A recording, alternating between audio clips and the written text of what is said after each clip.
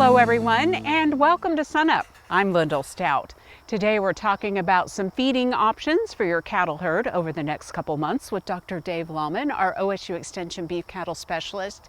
Dave, let's talk about creep feeding and how the scenario may look this year over previous years. Yeah, it's one of those things that, conditions are always changing. And it is different this year, the outlook for that, because cattle prices are very high. Feed prices are relatively low compared to the last few years. So it's something that folks ought to maybe consider.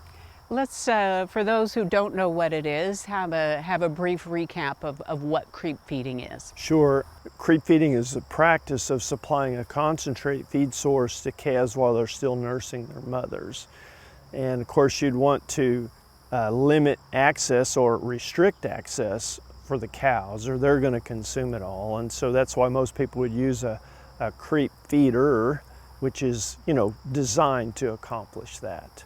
And so normally our advice to producers, commercial producers, is that creep feeding rarely pays. Things are different this year.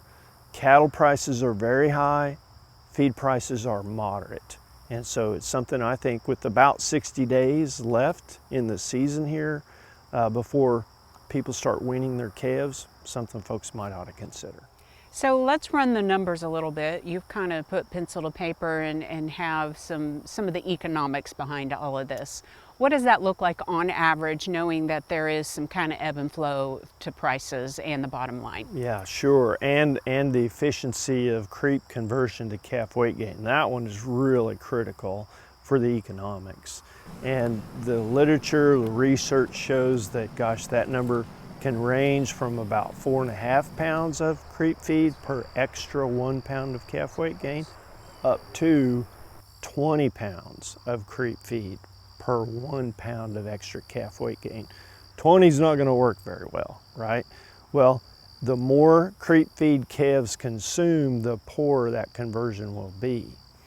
The longer you expose calves to creep feed access, the more they eat, all right? And so the more they eat, the poorer the conversion. Well, we're only 60 days away or so from weaning, so I think that would limit their ability to learn to consume a lot of feed. Maybe get up to around 4 to 5 pounds of feed intake a day.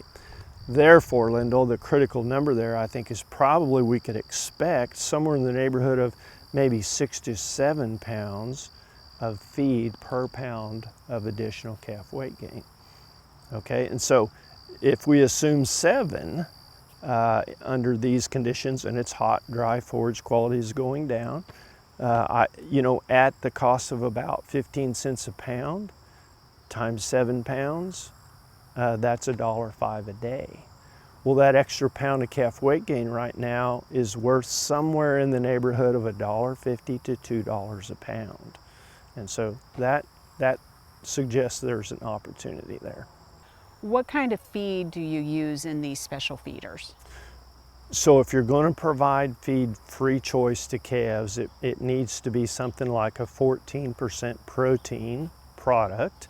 Most commercial companies produce a product like that and even label it or call it a creep feed. And so they're readily available throughout the state. Some folks most creep feed products are going to be pelleted.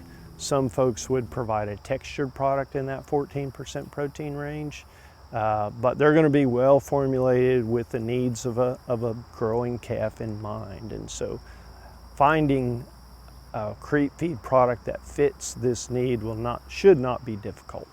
So we talked about the economics, we talked about the nutrition value for the feed that they're getting. What are the other advantages in terms of calf behavior that may help at weaning time? Yeah, so advantages, disadvantages, yes, the list can get sort of long, but we've already talked a little about one of the disadvantages, and that is if you give calves access to creep feed too long, they might eat too much and get too fleshy and therefore result in a market discount. However, with only about 60 days left, I don't think that is much of a risk at this point in time. And the advantage is that it trains or teaches those calves to consume concentrate feed. Up to this point in their life, they're naive. They don't know about that. But at the end of 60 days or so, they'll have it figured out, and it should minimize stress come weaning time. So you have an article, and then of course the county OSU Extension ag educators can help out with this for people who want to dive in a little more. I mean, they're going to know their local feed costs and feeds that are available for creep feeding scenario. They're going to know their local market. And so yes, the extension educators will be very helpful on that topic. All right, great. Thanks a lot, Dave. Absolutely. And for more information on creep feeding, just go to sunup.okstate.edu.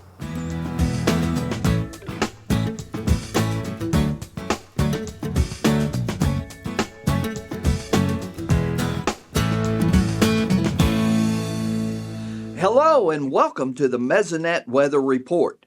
When it's 100 degrees outside, it doesn't take very long for soil moisture to disappear. Added to that, parts of the state being 1 to 2 months away from seeing any significant rain, and flash drought quickly becomes apparent. 1 month ago, we had plenty of soil moisture in most counties, as shown here on this 4-inch fractional water index map. Remember, 1 is as wet and 0 is as dry as the sensor can read at a particular depth. Notice how the green areas quickly disappear when we look at the more recent map. Now we see browns are statewide and only a few pockets of green can be seen, mostly in the panhandle. 0.1s and 0.2s are much more common now than higher numbers. We currently have soil moisture sensors at 2, 4, 10, and 24 inches. Looking down to 10 inches, a little more green can be seen in the east, but conditions are just as bad in the west. Even the wet, shallow areas in the panhandle start to show more dryness when we start to look deeper. At our deepest level of 24 inches, it is about half green and brown scattered across the state.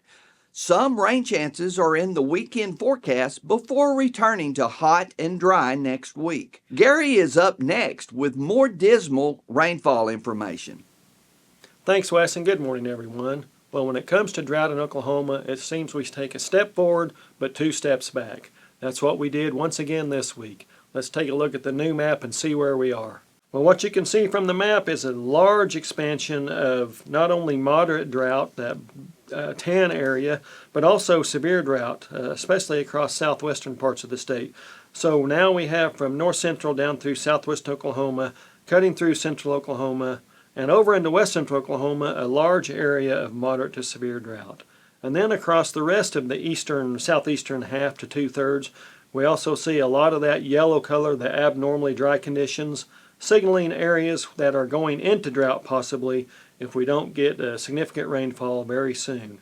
Then we have just a few small areas of drought scattered about out in the western panhandle, far east central Oklahoma, and parts of south central Oklahoma. So drought is unfortunately on the rise in Oklahoma.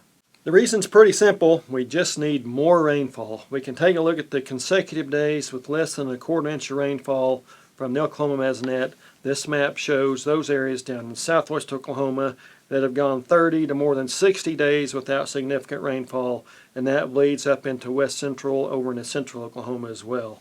Also, those few areas up in north central, northeast Oklahoma, and then also down along the southern border with Texas.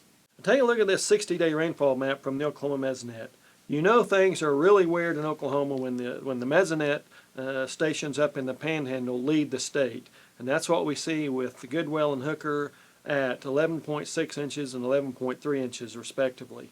And then up in that region we generally have 7 to 10 inches of rainfall, where most of the state, especially in those green areas, we have less than 4 inches of rainfall. A few areas scattered about have 5 to 6 to 7, 8 inches, in that range, and that range of amounts, but in general, just not enough rainfall over that southeastern 3/4 of the state to keep that drought at bay. Shows up all too well on this departure from normal rainfall map from that 60-day period. Again, deficits of 3 to 5 to as many as 6 inches in parts of the state. just not enough to keep that drought at bay, especially when we are in the summer months when the temperatures have been so much above normal for much of the summer. The solution's pretty simple. We need rainfall and lots of it. Unfortunately, we probably won't get that over the next few weeks, but we can at least whittle it down a little bit. That's it for this time. We'll see you next time on the Mesonet Weather Report. Talking Oklahoma land values now, OSU Extension ag economist Roger Sahs has a few updates this week. Good morning. The land value website has been updated to include the 2023 data, and thanks and appreciation goes to the Farm Credit Associations of Oklahoma for helping out with that effort. Well, really in a nutshell, the land markets here in Oklahoma grew at a modest pace last year. Certainly nothing like what we saw in 21 and 22 when we saw really some robust growth in the real estate markets. It grew about 2%, doesn't seem like much, but I think the land market's very reminiscent of the real estate from residentials and commercial real estate. They're facing some pressure from those increased interest rates. And those higher interest rates just make it more difficult and more expensive to finance some of these parcels that come up on the market.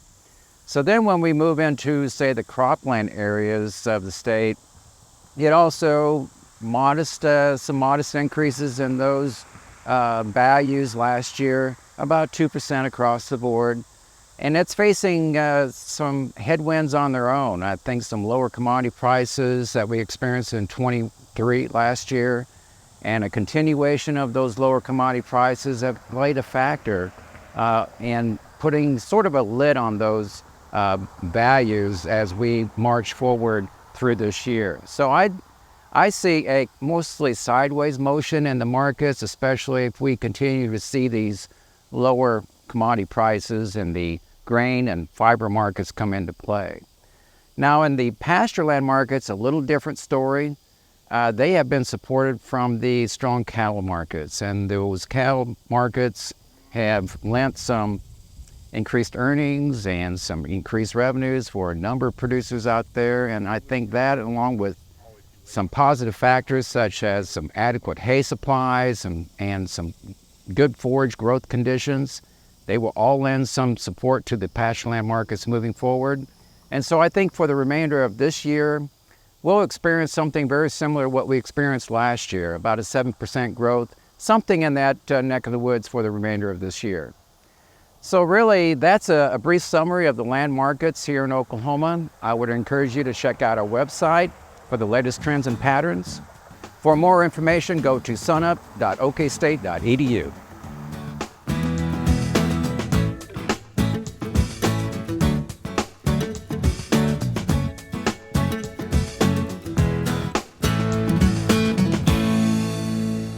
Well, we're joined here by our new livestock entomologist, Dr. Jonathan Kamak. So Jonathan, before we hop in to see what's happening in the insect world, tell us a little bit about yourself. Sure. I started my position with OSU and the Extension Service back at the end of January.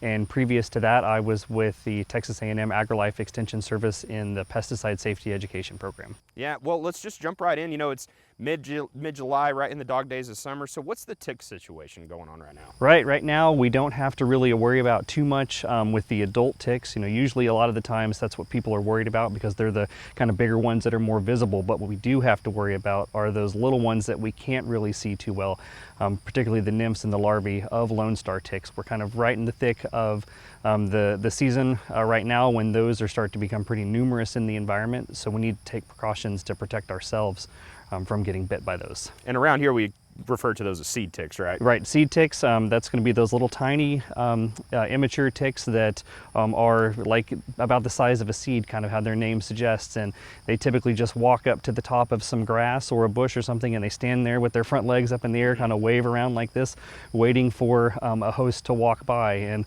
oftentimes we're unlucky enough to be that host for those immature ticks, and you'll walk by and end up with, you know, potentially hundreds of them on you using your body as their one of their early blood meals. And that's really concerning because Lone Star ticks carry alpha-gal syndrome, right? Correct. Well, maybe not necessarily carry it, but they're implicated in how we get it. So we don't quite know the association and kind of the biological side of it. It's not a true pathogen or a disease like a lot of things that ticks can vector, but there is an interaction between some proteins in their saliva and our body that causes us to then become allergic to red meat. And this is just really important this time of year because a lot of producers are out, checking on their animals, and so it's just a really good reminder to wear, repellent if you have it. Right. If you have, genes that you can treat with permethrin, a synthetic pyrethroid, that works really well to not only repel the ticks but also kill any of them that might try to crawl up your pants.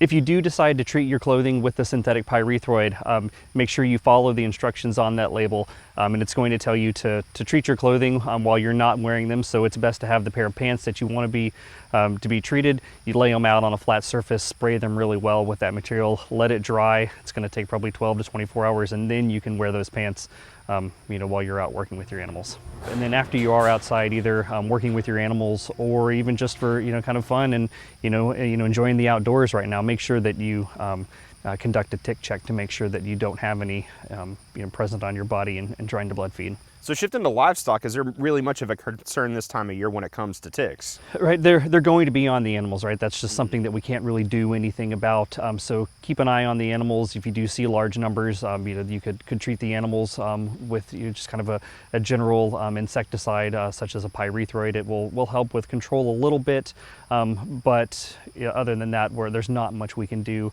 Dewormers will have a little bit of an effect on them, but most producers aren't really deworming at this point in the year. Yeah, that was typically a springtime event. Yeah, and it's just mainly just us that we need to be concerned with. All right, well, what about horn flies? I mean, this is the time of year that you can just look out and just cattle are covered with them, so I imagine that is definitely an issue. Yeah, it's 100% is impacting the animals.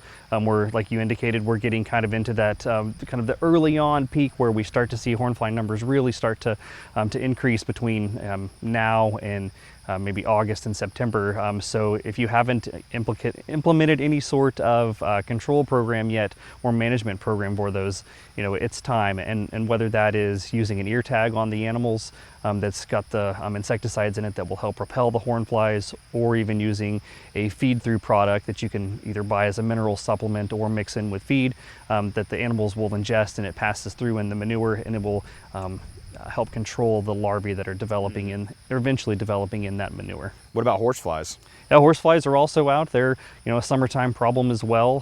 They're basically flying around in the environment, landing on the animals, biting them, getting a blood meal, and flying off. So they're very difficult to control because they spend so little time actually on the animal. One of the best things that we can do to reduce horsefly numbers would be to kind of manage things in the environment. And what we know is that areas that have high amounts of eastern red cedar also have much larger populations of horseflies. So maybe not something you want to tackle in the heat of summer, but definitely as things start to cool off, maybe implementing some cedar management as well. And that's a really big concern because horseflies are one of the main vectors for anaplasma, right? Right. They, just like when we're vaccinating the animals, we have to keep in mind, not reusing needles between animals to prevent spreading anaplasma through a herd. It's essentially the same thing with the horseflies. They're flying around out in the environment. They'll land on the back of the animal. Their mouth parts are kind of like a pair of scissors, so they'll cut the animal and then drink that pool of blood up. And then if that animal is infected with anaplasma, then they're essentially flying around with a pair of contaminated scissors stuck to the front of their head, and the next animals they land on and bite could become infected. And of course, if producers have any questions, they can always contact their local county extension office and even give you a shout if they just have any questions, right? Definitely, that's why we're here. Alrighty, thanks, Jonathan. Dr. Jonathan Kamak, OSU Extension livestock entomologist here at Oklahoma State University. We just want to take a quick break in the show to remind you about the upcoming 2024 Fall Pecan Field Day. This event will be held on September 19th at the Improved Orchard in Cleveland. Topics will include tree establishment, weather setbacks, irrigation from ponds, and much more. Check-in will begin at 2:30 p.m., so don't be late. For more information about this event, visit sunup.okstate.edu.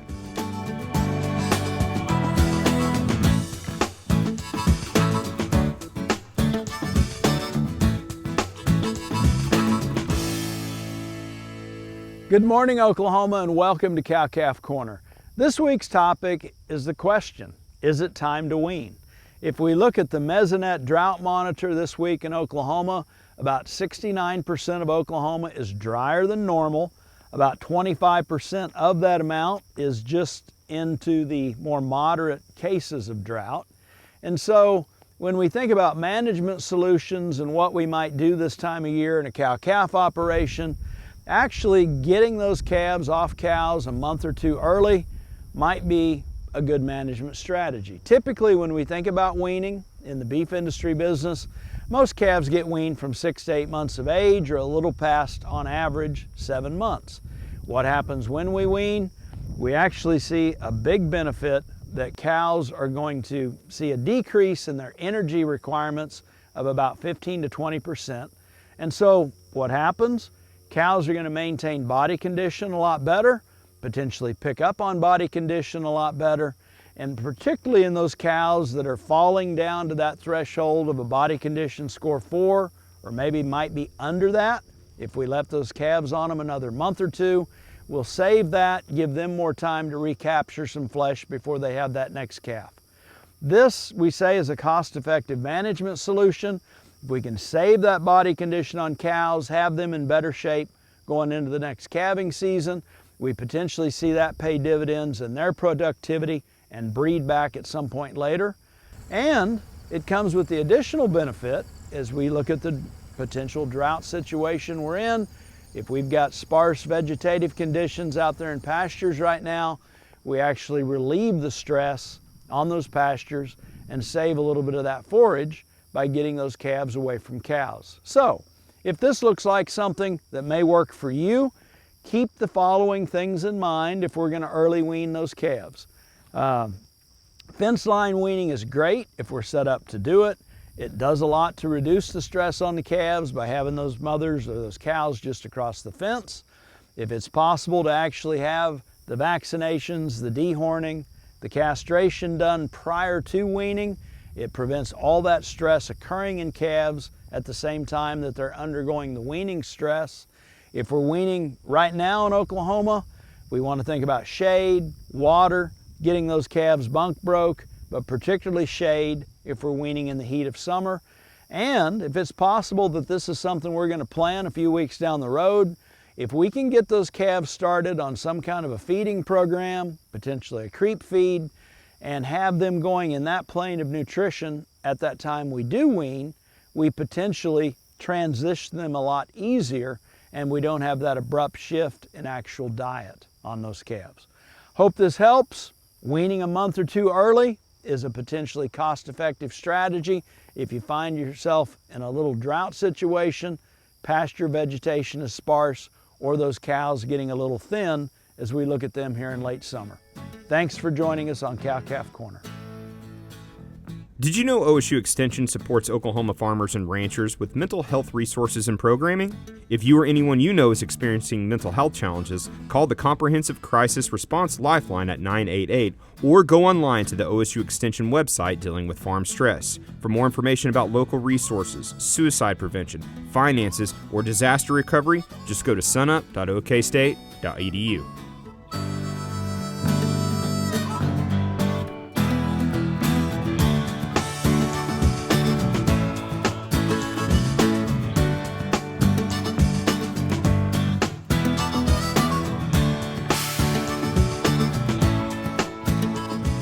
This past week, the Beef Quality Assurance team hosted a hands-on workshop to share the latest knowledge that soon could be available through your local county OSU Extension office. SUNUP's Elizabeth Hokett brings us this story. Today at the North Range unit here at Oklahoma State University, we are hosting a regional Train the Trainer for Beef Quality Assurance. So we have a lot of county educators all across the state of Oklahoma here today to learn hands-on tools that they can take back to their county and implement. We've got over 40 educators here today that we're training, and we're teaching them about beef quality assurance and hopefully teaching them in a way that they can go out and train other cattle producers in beef quality assurance. If you have any doubts or questions, if they're... So today there's 4 different rotations. The first is, you can see this pot behind me, they're going to learn about transportation, which is a separate certification called BQA Transportation. And so today they're going to be learning how to properly check the equipment and make sure your trailer is safe for the road. So they're not only going to learn equipment safety, but also how to load and unload safely. Human safety is of the utmost importance when working with large equipment and large animals. So that's one rotation. The other is talking about nutrition and understanding about body condition scoring and how to properly look at an animal and understand, is that animal fit for transport? Should we even put them on the truck, or should they stay at the farm a little bit longer? The other is going to be about herd health and understanding chute side. How do we properly give vaccines? What is the type of needle we should be using? How do we make sure that we're properly reading those labels and understanding withdrawal times and keeping those records? The fourth one is where Jay Edens will walk them through actually moving cattle from pasture to pasture and how to safely do that by understanding the animal's natural instincts. What this does is assure to the public that we are treating cattle in a humane manner. We're using the latest scientific information on how we raise those. We're guaranteeing to the public that we've got a quality, a wholesome, and safe product for them. We're hopefully encouraging our county agents in Oklahoma to be able to implement all of those science-based production practices into a very practical, hands-on training for producers. For more information about BQA and BQA trainings, please visit the SUNUP website or bqa.org.